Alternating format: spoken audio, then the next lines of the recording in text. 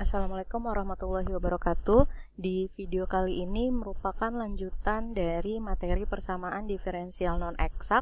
Di video sebelumnya sudah dibahas mengenai bagaimana menentukan faktor integrasi untuk yang kasus pertama dan kedua. Nah, sekarang kita ke bentuk yang ketiga. Jadi, kalau misalnya tadi dalam menentukan PD non-eksak, kemudian kita mencoba satu-satu dari yang kasus pertama ternyata tidak memenuhi fungsi fx saja atau hanya mengandung variabel x saja, maka kita mencoba di bentuk yang kedua. Nah, apabila bentuk kedua juga tidak mendapatkan hasil yang fungsi y saja atau mengandung variabel y saja, maka kita harus mencoba dengan cara yang ketiga. Jadi harus coba satu-satu dulu.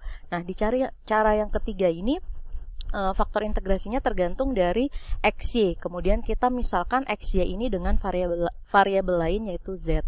Bentuknya adalah, jadi di kasus pertama dan kedua tadi kan tergantung pada nilai penyebutnya ya. Kalau di kasus pertama nilai pembilangnya sama, kemudian penyebutnya dibagi dengan P, kemudian hasilnya hanya mengandung variabel X saja harusnya. Tapi kalau tidak seperti itu, maka kita coba kasus kedua, di mana penyebutnya dibagi dengan min P, kemudian harusnya mendapatkan fungsi Y saja. Tapi kalau ternyata tidak memenuhi juga, maka kita coba kasus ketiga, kita menggunakan penyebutnya adalah YQ, artinya adalah Y dikalikan dengan fungsi Q X, Y yang ada dalam soal, dikurang dengan X dikalikan dengan fungsi P X, Y yang ada dalam soal.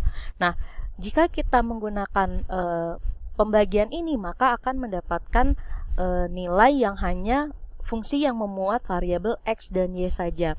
Jika mendapatkan fungsi yang memuat variabel X dan Y saja, maka kita bisa menggunakan faktor integrasi, yaitu E integral Hz dz.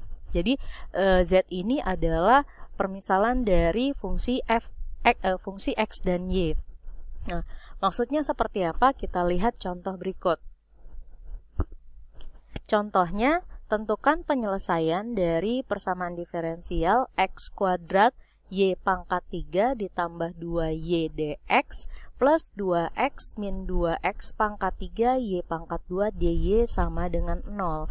Kemudian caranya sama ya, kita identifikasi dulu nilai px, y dan qx, y. Kemudian kita turunkan masing-masing. Untuk yang px, y-nya diturunkan terhadap y, maka kita dapatkan di sini adalah 3x kuadrat y pangkat 2 plus 2y diturunkan terhadap y adalah 2. Sehingga nilai turunan P terhadap y adalah 3x kuadrat y kuadrat plus 2.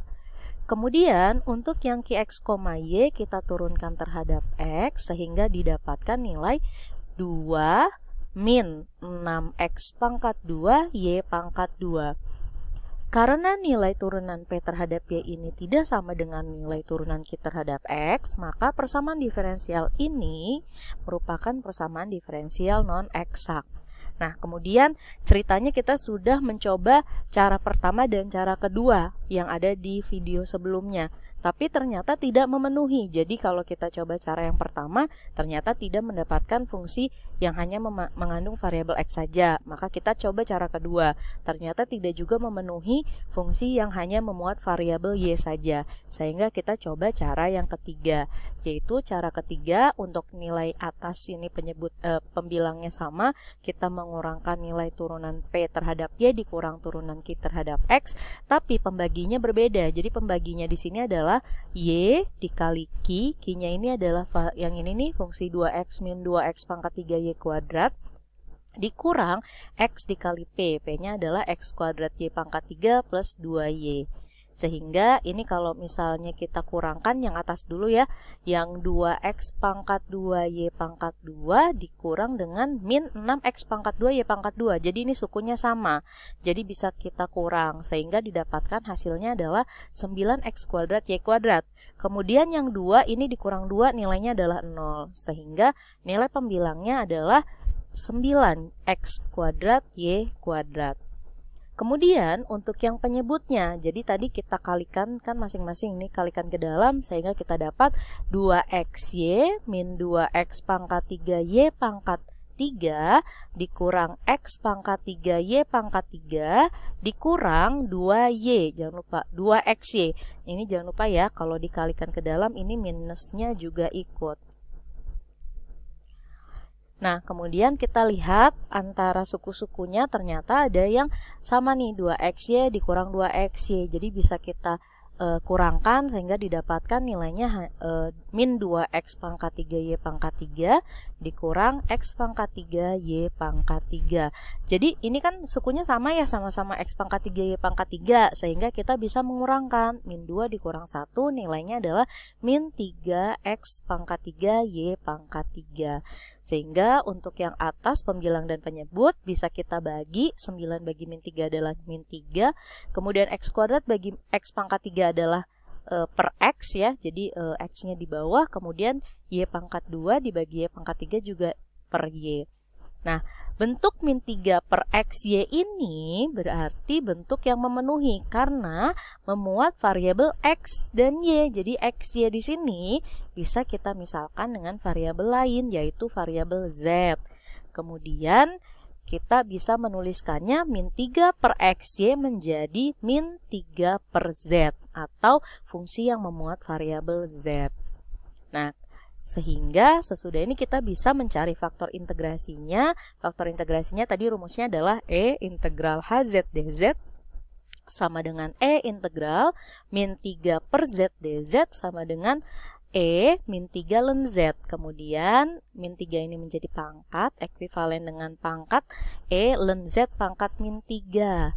Nah, ingat E ln itu bisa dicoret, sisanya tinggal z pangkat min 3.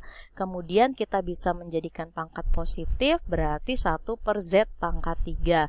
Nah, z-nya dikembalikan lagi menjadi xy, sehingga xy pangkat 3 itu adalah 1 per x pangkat 3 y pangkat 3. Nah, faktor integrasi ini kemudian kita kalikan dengan persamaan soal di persamaan diferensial awalnya. Kita kalikan, kita lihat slide selanjutnya. Di sini apabila kita kalikan masing-masing, jadi kita kalikan ke dalam ya, yang 1 per x pangkat 3y pangkat 3 dikali x pangkat 2y pangkat 3 itu menjadi 1 per x. Kemudian 1 per x pangkat 3y pangkat 3 dikalikan 2y itu menjadi 2 per x pangkat 3y pangkat 2. Selanjutnya yang x, y-nya kita kalikan juga.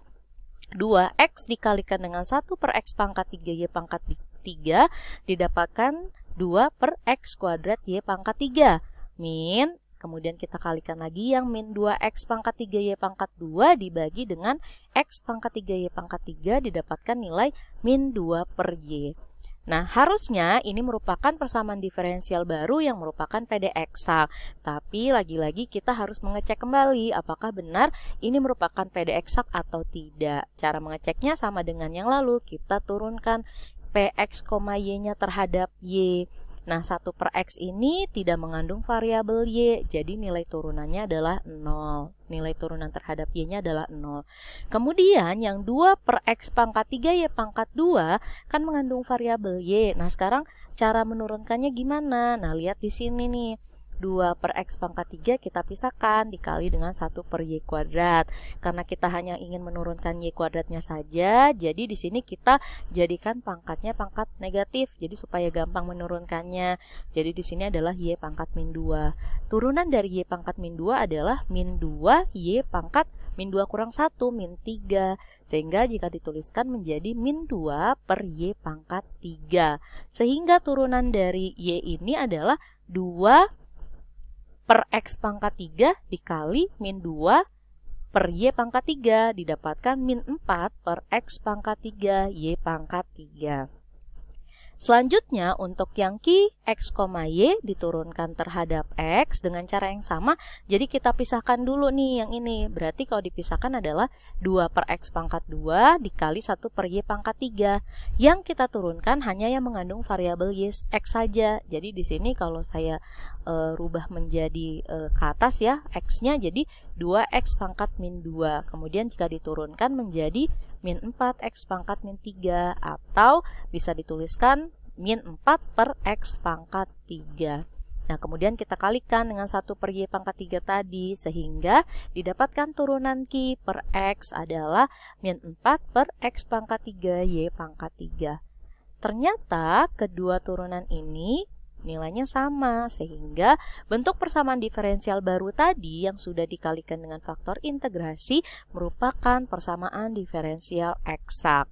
Nah, kalau sudah tahu ini eksak, maka kita mencari solusi umumnya dengan cara yang sama, bisa mengintegralkan terhadap X atau mengintegralkan terhadap Y. Nah, di sini saya coba mengintegralkan terhadap Y. Jadi, jika diintegralkan terhadap Y, ini kan Qx, Y, dy. Nah, Qx, Y-nya yang ini ya, 2 per X pangkat 2Y pangkat 3, dikurang 2 per Y, dy, ditambah Cx. Nah, integral terhadap Y, maka kita coba satu-satu di sini. Maka di sini kita punya Y pangkat 3. Jadi sama dengan cara tadi ya, dipisahkan satu-satu kemudian diintegralkan. Nanti dicoba sendiri. Kemudian integral dari 2 per Y adalah 2 ln Y plus Cx. Nah, selanjutnya kita ingin mencari Cx-nya, maka kita menurunkan fungsi fx, y-nya dengan fungsi x. Jadi seperti ini.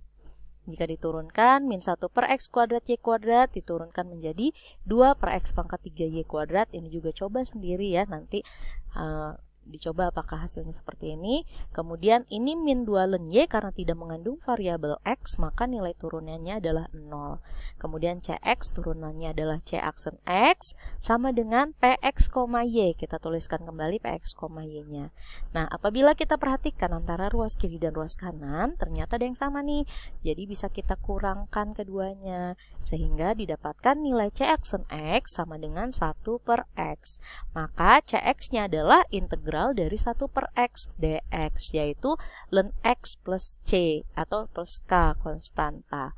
Maka solusi umum dari persamaan diferensial tadi adalah fx, y sama dengan min 1 per X kuadrat Y kuadrat min 2 ln Y plus ln X plus K. Nah, ini ada 3 latihan soal untuk yang masing-masing kasus, nanti masing-masing ada di sini semua. Jadi silahkan dicek satu-satu ya. Jadi dicek dulu mulai dari cara yang pertama atau apakah memenuhi atau tidak. Jika tidak, coba lanjutkan dengan cara kedua. Jika tidak juga, coba lanjutkan dengan cara yang ketiga. Maka nanti akan didapatkan nilai penyelesaian umumnya dengan menggunakan cara yang sama dengan persamaan diferensial eksak.